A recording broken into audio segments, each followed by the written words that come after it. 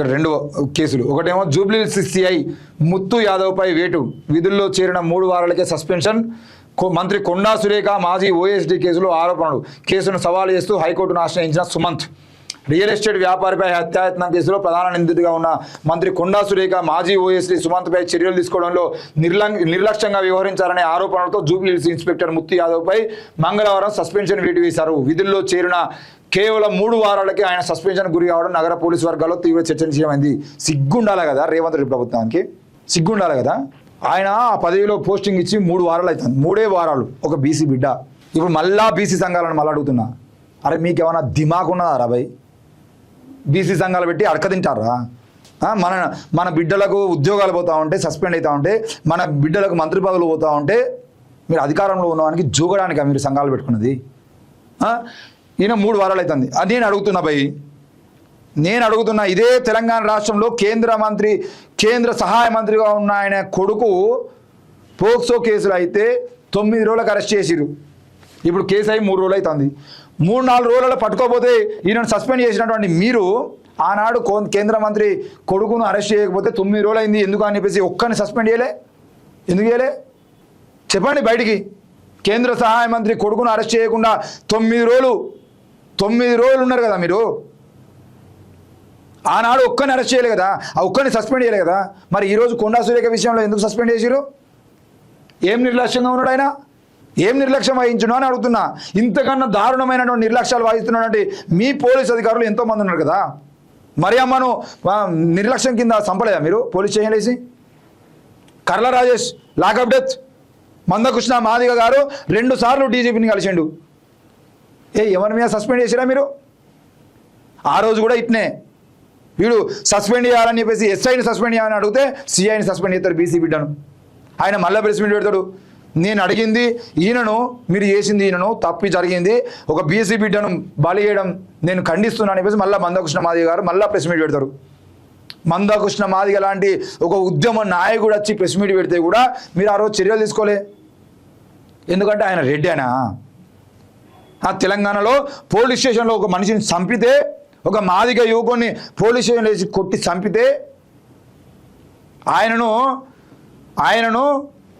కోర్టుకు తీసుకొచ్చినప్పుడు కోర్టులో ఆయనకు ఇంజక్షన్ వేస్తే అక్కడ బీఎస్ఎఫ్ఐకి సంబంధించిన ఒక విద్యార్థి నాయకుడు, ఆ కోర్టు అంటే మొన్ననే లాజ్ అయినటువంటి ఒక విద్యార్థి, ఈరోజు అడ్వకేట్గా ఉన్నటువంటి వ్యక్తి ఆ ఇంజక్షన్ వేసినటువంటి ఇంజక్షన్ కూడా కవర్లో వాళ్ళు పడేసిన దగ్గర నుండి తీసుకొని ఒక సీల్డ్ కవర్లో పెట్టుకున్నాడు, కోర్టుకు సబ్మిట్ చేసిండు. మీ పోలీసు వాళ్ళు ఏమో ఆ ఇంజక్షన్లు వేసి కోర్టు ప్రిమిసిస్లో లోపలికి వచ్చిన తర్వాత ఇంజక్షన్లు వేసి ఆ ఇంజక్షన్స్ బుడ్డిలో ఆడ పడేసి ఆయన నిలబడడానికి కూడా ఇబ్బంది అవుతుందని చెప్పేసి ఆయనకు ఎనర్జీ కోసం ఇంజక్షన్ వేసి కోర్టు సబ్మిట్ చేసారు. మీరు చచ్చిపోయింది 2 రోజులకు. చచ్చిపోయింటే పోలీసు వాళ్ళు చంపారని చెప్పేసి వాళ్ళ అమ్మ రోడ్డు మీకు వచ్చి ఏడుస్తూ ఉంటే విశారదన్ మహారాజు లాంటి వాళ్ళు రాత్రి పోయి అక్కడ ధర్నా చేసి నిరసన తెలియజేస్తే విశారదన్ మీద ఆయనతో పాటు కూర్చున్నటువంటి విద్యార్థుల మీద, అదే బీఎస్ఎఫ్కి సంబంధించిన వర్ధన్ లాంటి వాళ్ళ మీద మీరు కేసులు పెట్టిరు.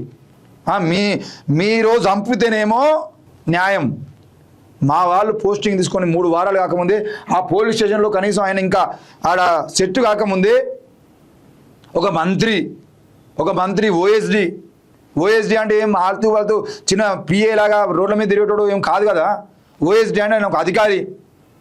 ఆయన మీద చర్యలు తీసుకున్నప్పుడు ఏ రకమైన చర్యలు తీసుకోవాలి ఎట్లా అని చెప్పేసి మీరు కేసు పెట్టినాక 3-4 రోజులకు ఆయనను పట్టుకోలేకపోతే మీ మంత్రులు మీ ఎమ్మెల్యేలు అందరూ మంచిగా ఉంటారు, కానీ ఒక బీసీ బిడ్డని సస్పెండ్ చేస్తారా?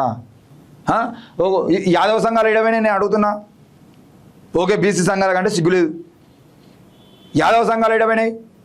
ఈరోజు ఒక యాదవ బిడ్డను 3 రోజులకే కేసు అయింది, ఓఎస్డీ మీద కేసు అయింది. వాడు కూడా ఎప్పుడు పెట్టిన వాడు కేసు? రియల్ ఎస్టేట్ వ్యాపారాన్ని ఎప్పుడో బెదిరించినాడా? కొండా సుస్మితా పటేల్ కామెంట్లు చేసినాక వాడిని గుర్తొచ్చిందట. వాడిని కొడతా అన్నారు, చంపుతా అన్నటువంటి బెదిరించిన విషయం 15-20 రోజులు గుర్తొచ్చిందట. వాని మీద కూడా చర్యలు తీసుకోవాలి. అరే మరి 15 రోజుల క్రితం బెదిరించేదంటే ఇన్ని రోజుల పాటు నువ్వు ఎందుకు కేసు పెట్టలేదురా అని చెప్పేసి వాడిని అడిగిరా? అంటే కొండా సుస్మితా పటేల్ మాట్లాడిన తర్వాత కొండా సురేఖ మీద బర్తరఫ్ చేయాలని కొండా సురేఖ ఇష్యూ జరుగుతుంది కాబట్టి ఇప్పుడు కేసు పెట్టండి, ఓఎస్డీని కూడా పక్క తప్పించేయండి. ఓఎస్డీ ఉండేది ఉంటే ఈ రేవంత్ రెడ్డి విషయాలని ఆ కొండా సుస్మితా పటేల్కు ఓఎస్డీ చెప్తానేమో అనేటువంటి అనుమానంతో మా అధికారిగా ఉన్నటువంటి ఓఎస్డీని పక్క తప్పించి కొండా సురేఖను ఆ మొత్తానికి ఏకాకిని చేసి ఆమె జీవితంతో మనం ఎట్లయినా ఆడుకోవచ్చు, మనకు సారీ వేయించుకోవచ్చు, అవసరమైతే క్షమాపణ వేయించుకోవచ్చు, లేదంటే మంత్రి పదవి తీసేద్దాం, అవసరమైతే ఎమ్మెల్యే కూడా రాజీనామా వేయిద్దాం, పూతగొని ఏడికన్నా అని చెప్పేసి ఆమెను బలి చేయడం కోసం మీరు ఓఎస్డీ మీద 15 రోజుల తర్వాత 20 రోజుల తర్వాత కేసు పెడతారు. ఆయన దొరుకుతలేని చెప్పేసి సిఐని సస్పెండ్, అది కూడా బీసీ.